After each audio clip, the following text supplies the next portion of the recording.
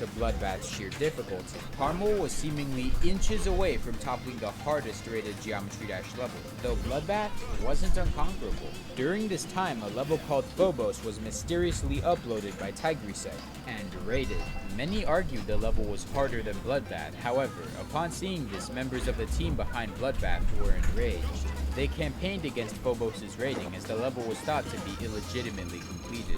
Tigrisec was pressured into making an easier version of Phobos. After seeing this controversy, RobTop would decide to unrate Phobos, and in response, Tigrisec deleted the level. Carmel was intrigued by Phobos and decided to take it on. Like, a big thing for me when I was verifying the levels, I was like, I want to leave this untouched because imperfections in this level are so funny to me. Finally, after over a month of thumb pain and many fails, Carmel made it to the last 10%. A part that, due to the changes Tigrisec made before, was a shadow of its former self. It's the clear example of the difference between old Phobos and new Phobos. In the older version, you had to somehow control both the cube and the ship through this part. The new one is far easier because you only have to control the ship. The GD community was somewhat underwhelmed by the verification. Therefore, Phobos would place at number 2 again.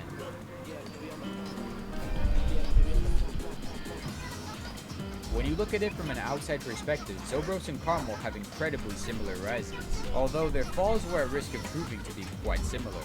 For now, Phobos may have been Carmel's most impressive playing achievement, but during this time he would become famous for his creating abilities. Carmel released Heartbeat to critical acclaim. Just perfectly done. The decoration, the sync, the song, the theme. Wow, you can come up with really, really cool stuff with just having even a simple theme, Heartbeat. Being in one of my favorite creators' levels that they were then to upload was a huge deal for me, and really was nice because at the time not many people were building in my style, which is themed. More so, less focus on effects and glow and more focus on an adventure. Carmel was consistently creating levels with great decoration and satisfying synchronization. He used Geometry Dash to tell stories. Falling Up is about a cube starting on the surface and finishing all the way up in the clouds. Back in the old days, the sync in levels was a lot worse. And Falling Up was a really, really good one at this because it was nailing every single beat. I love everything about this level. It's one of those levels, I would give this level a 10. I gave it a 10 back then, I still give it a 10. It aged really well. Carmel was also famous for making original gameplay schemes that were very difficult. High was such an intense level that it became commonplace for players to die very late into their runs. But Carmel was also controversial for his occasional joke levels. Like Zobros, Carmel became notorious for being able to post pretty much anything on the servers and get it rated, including "Don't rate this level." Are you serious, RobTop? I just wanted to make it like this really typical, lazy, obnoxiously generic level. Because I was like in a call time, there was a lot of funny ideas exchanged. Despite what the title says, I did ask Rob if he would rate it, and he was like, sure, why not? Carmel also collaborated with several creators. Valor was made entirely in the USA, baby. Elite Z Rebirth revived an old Impossible level which Airswipe helped decorate. Most interesting was a collab with the creator Manix titled M-A-N-I-X. Original thing that happened, Rob had said as a joke that a collab between me and Manix would be where just Manix makes the level and then I turn it invisible. As a goof, we actually made that level exist. Despite the memes though, deep down, everyone knew what Carmel was truly capable of. At this point, Carmel had so much influence that many levels RobTop made in the future would specifically use the songs of music artists that Carmel helped make popular. Influence can be a double-edged sword though, and Carmel was about to find this out when he previewed his new Extreme Demon. This is Black Blizzard.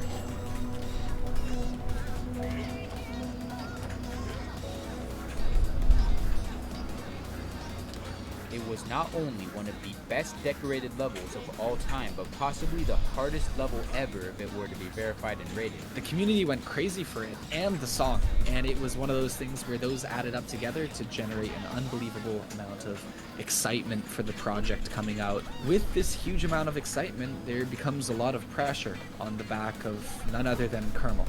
The servers of Geometry Dash were compromised, and Carmel was the primary target of this operation. Exploiters forcibly seized a copy of Black Blizzard from Carmel's account, leading the level to be leaked on the Geometry Dash servers for anyone to play. Now, Black Blizzard's song creator was exposed to the public. The music artist was Creo, and his pages were flooded with talks of Black Blizzard, causing a major controversy. Carmel would continuously mute people who mentioned the song's creator in his Twitch chat, but it was too late. Many GD YouTubers took this opportunity to take a copy of Black Blizzard for themselves. This situation sickened Carmel. What was once a passion project made to impress and inspire people would turn into a cheap hype train. Carmel no longer had the mentality to take his magnum opus on, so Black Blizzard would be made easier, and when released it could hardly be considered a top 10 level. Carmel streamed the verification on Twitch, a platform which has a rule that all content must remain on the site for 24 hours. Using this rule, Carmel would strike videos which reposted his completion of Black Blizzard, only causing even more controversy. Funnily enough, one of the players that had been practicing on a leaked copy, Easter, was actually able to post a video of him completing Black Blizzard on YouTube before even Carmel. Just like Zobros, Carmel would find himself sick of Geometry Dash, and his career would slowly head on a downward trajectory. So he hyped up a lot of GD content creators, creators about this level that it was coming out, and he asked people to make a video about it. Of like some other creators saying like, yo, this is gonna be like really awesome, this level's gonna be so sick. It's probably the best level from Carmel I've ever seen. Like quotes like that. I started playing this level and I was just like, what the f am I looking at? Hungry Humphrey is what I would refer to as a stroke of genius. One day I was just like, I want to make a level called Hungry Humphrey. I don't know why. That's just a thought that came in my head. So I hit random on the Newgrounds audio portal and I made that crazy realistic face, and it's like, that's pretty funny. I was just showing it to some friends, like, hey, look at what I'm making, and they were just like, oh god, what's wrong with you? This funny guy here is Hungry Humphrey. Much to the frustration of some, this level would also be rated. But if you think that he didn't work hard on those levels, you're greatly mistaken. After Hungry Humphrey, Carmel's account would go silent for months. Spectators were at least expecting Carmel to finally verify an extremely buffed version of High Life known as Low Def.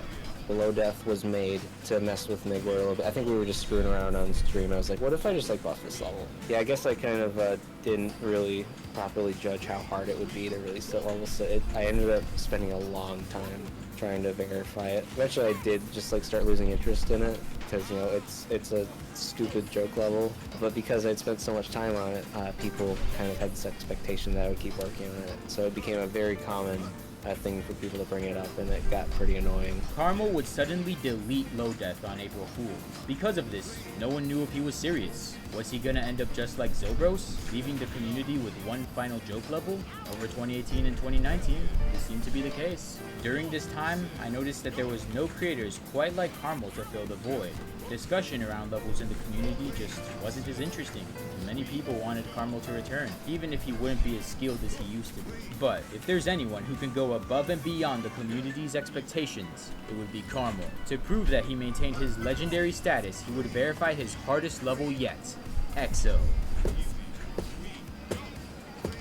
So with EXO, like, I was kind of under a lot of like pressure, it felt like. You know, I was kind of clashing with some parts of the community a little bit, just because, you know, there was the whole thing with the nerfing and the song and, you know, all sorts of like random weird dramas and stuff. So I was just like, you know, I don't really care what you think. I'm just gonna do whatever I want. Despite being controversial, millions would be interested by EXO.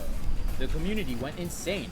Everybody started talking about Carmel again. He even randomly verified Low Death on April Fools of 2020.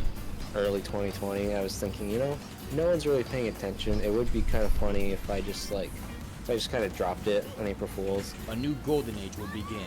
Carmel would start constructing his next masterpiece, a creation that would surprise everyone once again. At least, that's the story I would have liked to tell, but Carmel hasn't released any levels in years. During my interview with him, my primary goal became to find out if he would quit Geometry Dash for good. You seem to have like a fascination with bad or annoying levels. Why is that? I think there's kind of like an endearing factor almost to levels that most people would consider like bad or annoying. My favorite level of all time, completely unironically, is this level called Yoi Did. Levels like that, they're so like carefree about whether they're actually good. They just kind of make levels and do them how they want. I aspire to make levels just completely free of judgment. In this interview, I expected the strangeness of Carmel and his career to be the focus, but ironically, what stood out the most to me was how normal and human his problem seems. This is kind of feeling looming over me where if I make one more level that could be deemed even remotely non-serious, it's gonna flop. What's ironic is that what you're talking about with your modern creator philosophy is in complete contradiction to why you like the way you do it. I do have freedom, but I feel like there's an expectation to live up to, and I would like to try to at least shoot for it if I can. I think more so than anything, it's just real life catching up to me is why new levels aren't coming out, but I'm still working on stuff, even if it's not significant progress. It's progress nonetheless, and that's okay for me. Carmel's future seems somewhat uncertain. I can't say what he'll create, or if he'll ever create again. As for Zobros, what I can tell you is that nowadays he seems to be focused on becoming the fastest rolled out speedrunner, frequently streaming on his Twitch account. I will not return to Geometry Dash, so don't bother asking about it. We did some streams together and just, chatting, trying to get some records rolled out, so that's pretty cool. Maybe Zobros and Carmel's levels are weird, but the motivations of the players behind them weren't. In the modern day, millions attempt to express themselves creatively, whether it be through videos, music, or their art. And for Zobros and Carmel, I guess Geometry Dash just happened to be the perfect canvas for them to express their sometimes strange thoughts. There will never ever be another player like Zobros or Carmel again, and there will never ever be another player like you again. The truth is, what makes Geometry Dash so beautiful is that, much like real life, no matter how similar you think your journey is to someone else's, the entire adventure won't be replicated again. So, go out there and make a story that you'd be proud of telling. Just the fact that I got, you on is kind of crazy. Hey, I get it. Crazy. Oh! Yeah, okay, I literally, that was not intentional, but that was... Okay, I need a new video.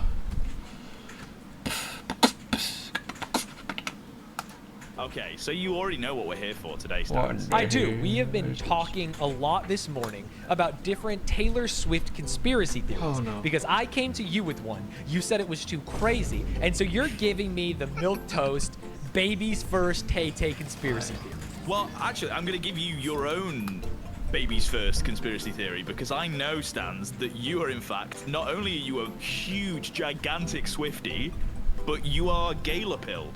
I am full-on Gaylor-pilled. And the crazy thing is I will tell that to every Taylor Swift fan I know, and then they start asking me more follow-up questions, and I have no answer. I just think a world where Taylor Swift is gay, and she's like the biggest pop star on the planet is so sick.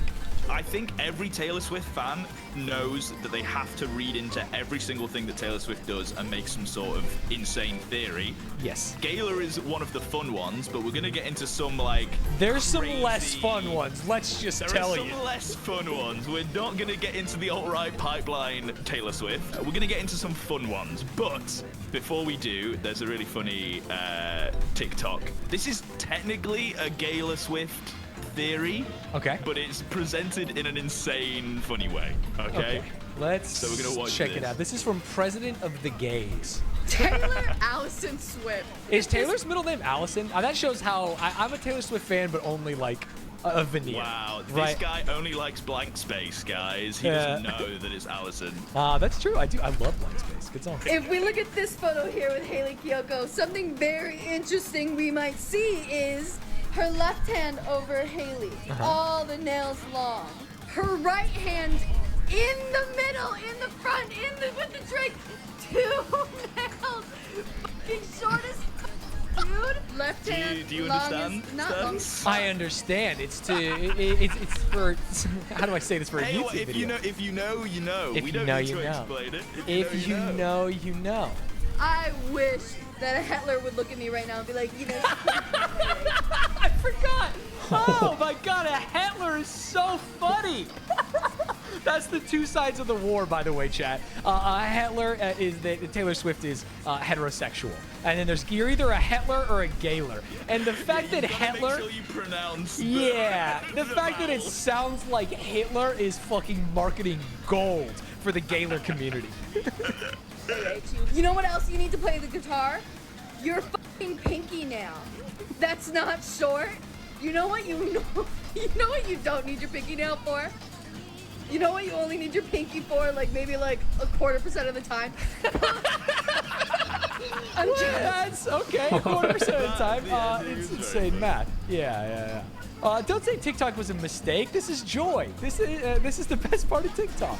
I would like to say, and this isn't just so we don't get destroyed in the comments, I love Taylor Swift, and I think the fandom is sick, and I think you should make conspiracy theories about whatever the fuck you want, and I think the levels of depth that they go into is so cool. And just so you understand why he's saying that, YouTube Cants is a hardcore anti-vaxxer RFK voter. He says make a conspiracy about anything you want, bro. Lizard people, let's do it. I don't know why you did that. Maybe you're not. I am an unabashed Taylor Swift lover. I'm actually starting to think about it. We should just align with the biggest Taylor faction. If Hitler is the biggest faction, we should fully redo this video. Because I don't want to be on the wrong side of history when it comes to Taylor faction. Well, so forget Gala and Hitler stands because we're not even, we've moved from that. That's all we're touching on of Gala for this video. Oh, we're done with Gala? Yeah, there's like 17 theories we have to go through, Stans. You fucking, that's what I'm saying. We're about to go into so many different theories. Okay, I'm ready. We have. That was our toe dip into the first one. Let's progress deeper into Taylor Swift lore. This is called checking in on Swift talk.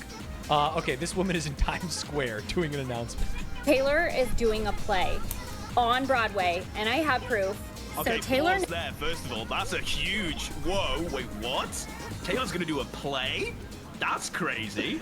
A Broadway play, famously one of the most advertised things in theater at all. And then the next sentence of, and I have proof.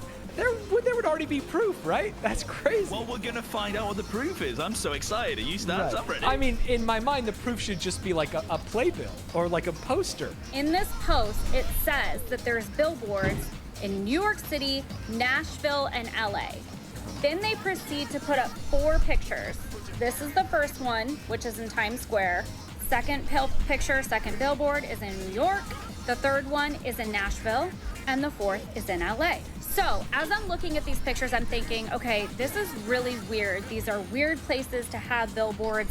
Where are we at? So I'm sorry, pause there. Wait, so it's New York and LA, 2 of the biggest cities in the United States, and Nashville, a music hub, and where she lives half the time? Yeah. My completely psycho ass zooms in, finds out where we are, and is looking at what streets we're on in these photos where these billboards are. This is the Reef in LA. This is located on Broadway. So I'm like, it's on Broadway. Okay, let's go check. Interesting. Yo, the other one's on Show Street, and then it's this May Street. Holy shit. About Nashville. The billboard is over a random fucking Hyundai dealer, okay? Hyundai? She's got a car coming, bro. Stans, where's the Hyundai dealer, though? Guess what? It's on Broadway. Yo. Wait, we're on The billboard in something Times here. We're Square. cooking. Broadway. Now this one's a little more tricky. The This one's second tricky. billboard location in New York City. Okay. Above a Subway, but underneath is a Forever 21 and a Riley Rose. Okay. If you zoom in, it's on 7th Avenue. But guess what? The location is 13 minutes from Broadway. That seems like you're cheating. That's not on Broadway. Yeah, but it's 13 minutes from Broadway, Stans. So Is 13 something, or is that just arbitrary? Is 13 like a Taylor Swift number? Well, I mean, it could be, but I don't think that's the... I think if you chose the other route, it might be a different time. If you're buying a billboard in a major city, I have to assume that they're probably gonna be 13 minutes from Broadway no matter which one, right? Yeah. If you're close to the Empire State, you're gonna be, Yeah. like Central New York. Yeah, that's That's crazy. so funny. 13. So that was enough, but there's more Stans. If that wasn't enough to convince you, holy shit, you just wait. In Seattle, during the Champagne Problems speech, she tells the crowd that they're giving a Tony Award-winning performance with their Eras outfits. Right. Back in February, she tweeted, "EGOT, baby." 7 Ys and 3 emojis. Take note of that. In all of her appreciation posts, she says play. Playing, play. She says it twice in this one instead of performing. as in of a course. play. Every time anyone says play So what- instead of perform, you know that they're releasing a play, right? Right. Man, how stupid would you feel if Taylor Swift announced a Broadway tour and said, "Yeah, I told you guys in all my tweets. 7 Ys, would you be idiot." crazy. Eras Tour 1989 set, Theory, re-records or re-record, whatever that is. It's The re-records. I assume you know about the Taylor Swift re-records. Yeah, because Scooter Braun, who she hates, bought her discography, and so she Without had her knowledge. without her consent. She said, "Do not Yes. sell it to Scooter Braun. That's like the only thing that matters to me." And so she has re-recorded her albums so that he does not get royalties because she hates it, which is actually Yeah. goated petty girl boss behavior, and I love it. And Yeah, that's but it what means makes that Scooter Braun doesn't get money. Yeah, he because doesn't get people any. won't pay those things. I think that's where it's not like she's not doing it for her to get the money. I feel like she's doing it so that he doesn't get the money. Which Yes, is yeah. Can I actually, it's funny because Rochelle walked by earlier and asked if I was talking shit, and I wasn't, but I'm going to take this opportunity to actually talk shit. She was playing some Taylor Swift the other day, and I was like, that better be Taylor's version, and she looked and it wasn't, and she's like, well, it's annoying to replace all the songs. She says, I have so many Taylor Swift songs in my playlist, it would be annoying to replace them all. I thought you were a Swiftie, Rochelle. Doubt Rochelle remembers, so this is unfair. This is she's right behind me, isn't she? Mr. President, she's right behind me. That's true. You're a liar. I'm not a liar. You're a liar. I'm not a liar. That was forever. Yeah, it was about a year ago. Like longer than Yeah, but it was after Taylor's version had come out. the first one. Yeah, the first one. And then I She corrected wasn't my on board yet. mistake. Did you correct your mistake? If you were to open up your Spotify right now Yes, it and we would be searched for Taylor's Taylor version. Swift, all the Taylor Swift songs would be Taylor's version? At least 95% of them. Wow. Hey, if that's true, based. Suck that. You got told. I got told. Okay, sorry. We were talking about Taylor's version to get into this one. The 89 set for the Eras Tour is Easter egg coded. And it all starts. The Lover House is a moot point. Watch this. I'm watching. During Bad Blood, the house is shown. This Taylor comes into view and then sets the house on fire with blue flames. And 1989 Blue. is associated with blue, which makes sense Write that one because down. 1989, it's the 1989 set. And then all of a sudden, it turns orange. Orange. Not red, orange. My girl Nikki. Yeah, also it looks pointed very out red, but we'll go with it that it's orange. Yeah, no, it's orange for a reason. We first see this house in the Fearless set, which Fearless is the first re-recording, right? The orange door at the end of Karma? Karma. And then orange. 100%. What am I looking at here? Then we're here. I don't. There's a lot of jumping around. This is obviously from the music video stands. Oh, my bad. But this man wall order is how it's gonna go. Man We wall. got Speak Now. Reputation. 1989. Wait, Karma. So this is the order that Taylor Swift is re-recording Taylor's version. Wait, what? The orange door at the end of Karma? The orange door. at the end Because of the Karma. orange karma. 100%. This one was hard to follow because she's analyzing flames burning at colors that flames burn. So Yes. It's funny because I'm sure it was just like a stage technician who was like, oh, you want to light the house on fire? This is how I think we should do it. And she was like, okay, cool. Sounds good, man. Okay, so there's that one. Now for this interesting theory, we are going to get a familiar face. Oh. You know her, you love her. Cutie Cinderella, the absolutely Taylor Swift obsessed content creator, talked about a Like, little okay. a little theory. For example, everybody found out last night, Taylor, in her tour in the US, it ends on August 9th, right? 89. And if you count how many cities she's been to in the US tour, it's 19. So she Oh, I thought she was going to say 89. And I was like, oh, cool. No, 1989 Stan. Oh, 19 That's the cities. next album. Ends on the 89th day. That does equal blue. Yes. See, Ty Guy has been paying attention. everyone thinks that means she's going to announce the date of 1989 at the last show. So it's not lore, it's just a clue of when she's going to announce In the this album. podcast, Ludwig had argued the Taylor Swift lore is for girls, what Call of Duty Zombies Easter eggs is for boys. Oh, actually, so true. It's very base. And Cutie doesn't. She's like, no, this is lore, and Ludwig's like, yeah, it's exactly the same. Yeah. There couldn't be a better combination, like a better comparison, which I think is why I like the Taylor Swift theory so much, because I was a huge fucking Call of Duty Zombies Easter eggs fan. I'd be one of those people that would keep a crawler and keep it to like round whatever to make sure that we beat the Easter egg and stuff. So. Right. So you would say Call of Duty, that was your experience with Easter eggs, like pre-Gaylor Taylor? Yeah, for sure. So I think that's why I have a respect for Gaylor and for all the Taylor Swift theories and things like that. Hey, Stans from the future here, and I just need to pop in to say that Cutie's theory was 100% right. Taylor Swift announced 1989 Taylor's version on her last tour date, which was 8/9, and her 19th city, which is insane because most of this video has been very silly and goofy, and it turns out that Taylor fans just know what they're talking about. So there's that. Okay, back to the video.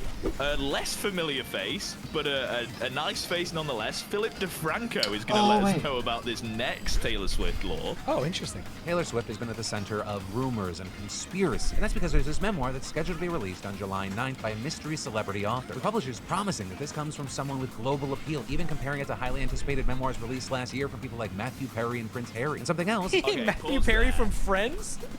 Yeah, so Matthew That's Perry embarrassing and to be Prince compared Harry. to if you're Taylor Swift. But yeah, it's crazy to hear that statement, and then for Taylor Swift fans to go like, yeah, that must be talking about Taylor Swift, right? That's wild.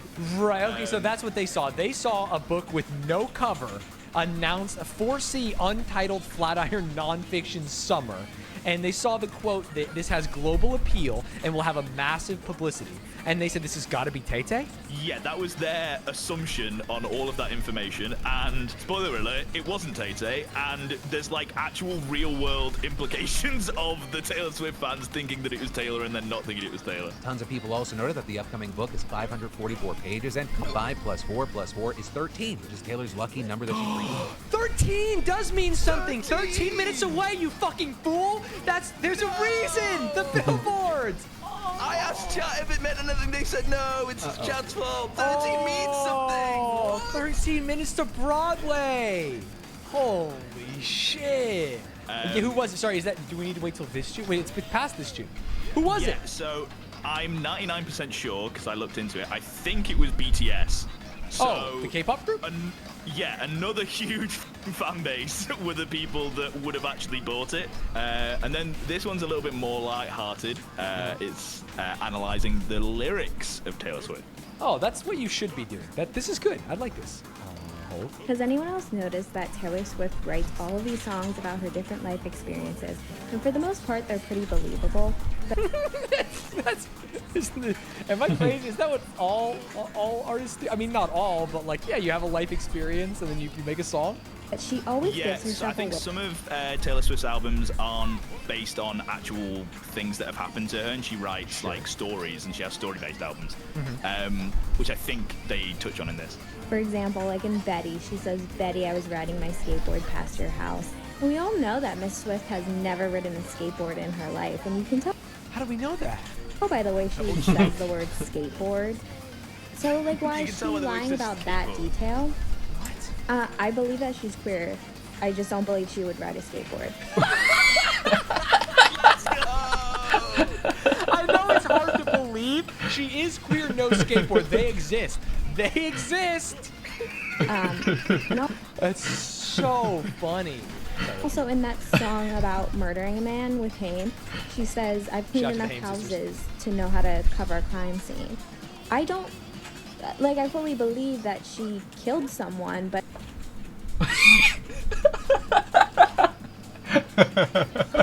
Did I just hear? She's killed enough people to know how to clean enough houses to know how to cover a crime scene. Stan, I don't. We're talking about a person who's obviously never ridden a skateboard, but has obviously killed someone. What? she killed someone. But what I find hard to believe is that she has ever cleaned a house in her life. Actually based. Eat the rich. That's what I'm saying. You know, I think she's killed a lot of people with her capitalism, with her consumerism. You know what I'm saying? She's never cleaned shit. And by cleaning house, I mean cleaning this country, because this country is her house. Because if there's one Taylor Swift fan, there are millions. If there are millions, there are many. You know what I'm saying? So true. Okay, so we have addressed a lot of Swifties who have done conspiracy theories of Taylor Swift. Right. Unfortunately, TikTok is currently trying to take her down. Wait, is this true? She is the spawn of Satan, and she is summoning demons. She is a witch. And everyone should stop paying attention to her because she is evil. So when I went to research for Taylor Swift conspiracy theories, because I found a couple and I thought they were funny, the only videos I could find were people saying that she is like a demon and she is the clone of the head of the Satanism cult or something. I won't say too much because we're gonna watch a TikTok on it and it's insane. Let's do it. To all you Swifties out there, don't come for me. I'm just joshing. That's not Taylor Swift. That's the former high priestess of the Church of Satan, who looks a lot like Taylor Swift. That's pretty ironic, right? How's it ironic? Tell me how it's ironic, Mr. TikToker. I don't think they know what irony is. I'd love to hear. we will get onto why they. It's not just a coincidence that they look similar, Stans, obviously. Okay, perfect. Because it's not like this is a coven of witches, right? Is it a coven of witches? I don't actually know from the tour. They are in the spooky woods. Yeah, they're doing. It's like a Harlem. Yeah, they're doing a blood ritual. They sacrifice one audience member. She bathes in it. That happens to every Taylor Swift. Definitely not a witch. Yeah. No, of course not. Oh. That doesn't look like a summoning ritual. Just speculation, right? This guy said, "Don't come after me," and then he's just like, "I'm just the newsman." Doesn't look like that, does it? Oh, that's crazy. You called it as you fucking said summoning ritual, and they did it, dude. Yeah. You pretty much parried. And then someone posted this online. Someone else was thinking the same thing. The worst part is she commented twice and she says, "Is this the new 1, 2, 3, let's go beat?" So she's saying, is summon the demons the new crowd chant that they say when she does this witchcraft ritual? Now to any supporters, I know I already posted this, but for some reason it's not showing on my account even though it didn't get taken down. Yo! Is that just to get people to look at his account? She must be a Satanist, honestly. So Xena LeFay is still alive, bro. Just Google it. That one kind of convinces me that maybe something crazy's going on. Right, because she's doing witch shit. She's a witchy woman. But I didn't get the Xena LeFay part. They look similar, but there wasn't really, he didn't really address what was going on there. That's Taylor Swift, bro. What are you talking about? That's what he addressed. So this next TikTok completely addresses it, Stans. Now you're about to be fully convinced. Okay. This is not Taylor Swift, but Taylor might be one of her clones. This is Xena LeFay. She's a musician and the former high priestess of the Church of Satan. Her father was the founder. First of all, there are many Satanic and Illuminati references in Taylor's music videos. I can make another video explaining that. Damn, these people are gonna lose their mind when they see Doja Cat's new video. Holy shit, dude. Priestess from 1985 to 1990. Taylor was born in 1989. We only hear about powerful people being cloned, so Taylor being born in 1989 can make sense. They're both musicians. Wait, Stans, 1989, like the Taylor Swift album? What? Yeah, but what they don't understand, 1989 is blue and Satanists are red, so you're kind of wrong. I'm thinking Taylor Swift might be an angel cloned to fight the Church of Satan, now that I think about it. Oh, maybe. I can't find the tweet anywhere, but Taylor acknowledged the theory back in 2014. It was a joke about her being like queen of the clones, but if she is a clone, she might not even know. Let me know your thoughts, and this is just a cool theory I She found might not online. even know, Stans. Imagine that. That's crazy. Oh, that makes sense, because I don't think she doesn't she's... even know it. Okay. This is the last TikTok we're going to look at. This has an insane start. Okay. Is Taylor Swift a witch? Okay, perfect. That's all I need to know. I was gonna go for 100, but then I just... Oops.